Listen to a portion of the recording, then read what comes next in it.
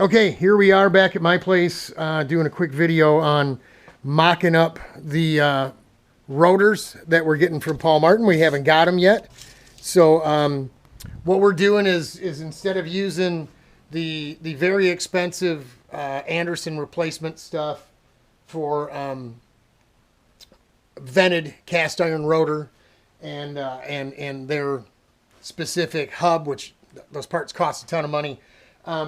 You know, it's a project, so we're trying to keep it. We're trying to keep the cost down.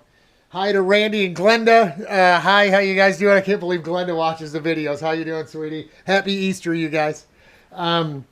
So we make the mock-ups. We use our dividers.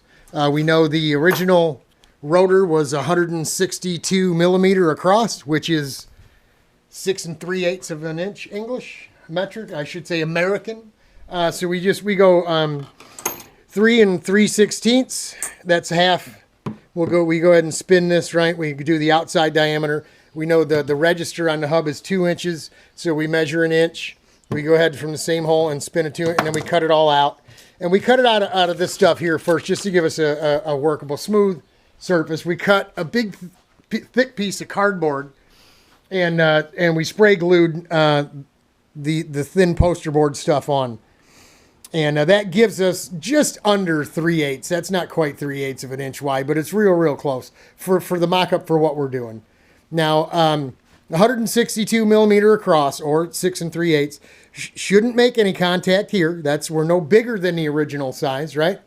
What we're doing is, because of the American hub, this is a 1-inch hub on a 25 millimeter shaft, which is going to need some work. We're either going to have to turn this surface here down, right here.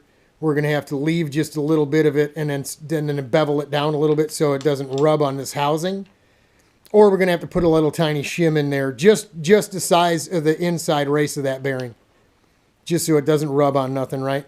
Not much, because we need this thing over as far as we can get, because as you can see, the rotor, the 3/8 rotor, is going to come from this surface here out 3/8 of an inch.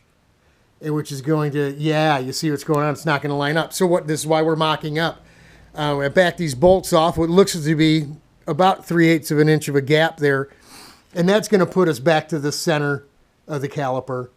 So we're going to need, that's why we're mocking up. Until we get the brake rotors here, we don't want to sit on our hands. We want to, try to get things moving. So what we'll do now is we'll take the caliper off.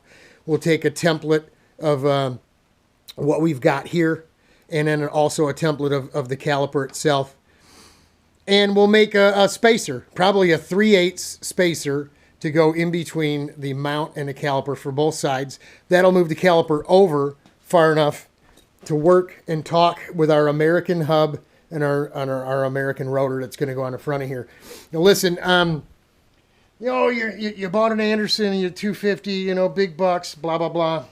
You knew what you were getting into. Well, listen, I bought a basket case Kart on purpose. I purposely looked for a chassis with an axle with steering, the front end bits, right?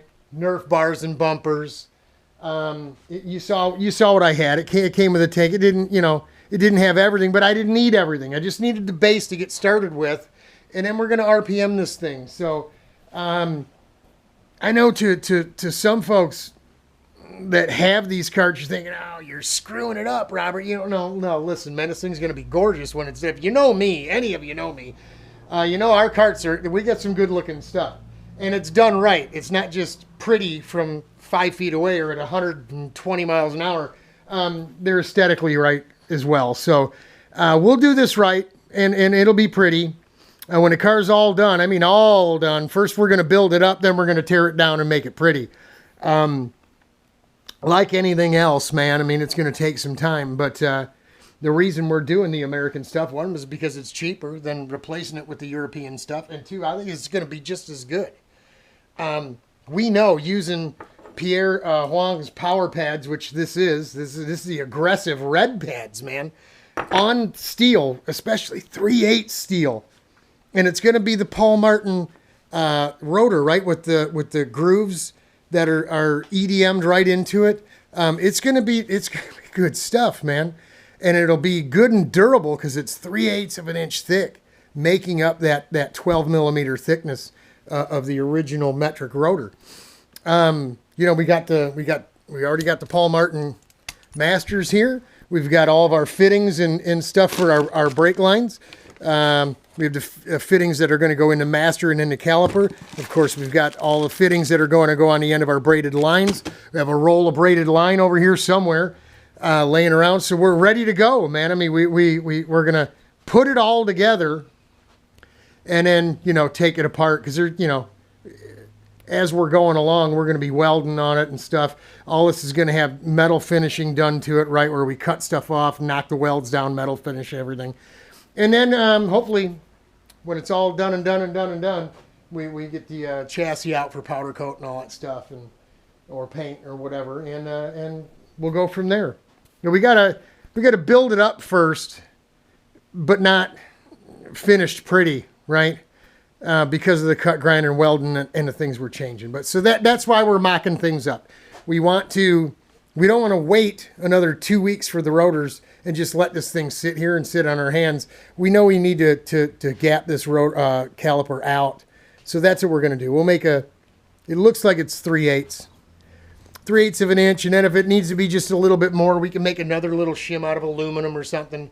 That's, I don't know, 40, 50, 60, whatever we need, just to get it out to where we need it.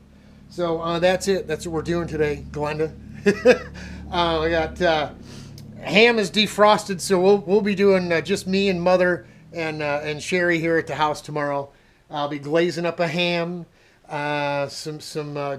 Sherry does this cheesy hash brown potato thing. It goes over really well. I try not to eat too many potatoes, but Thanksgiving and Easter, I give in and I'll go ahead and do it. So I hope you all have a good Easter.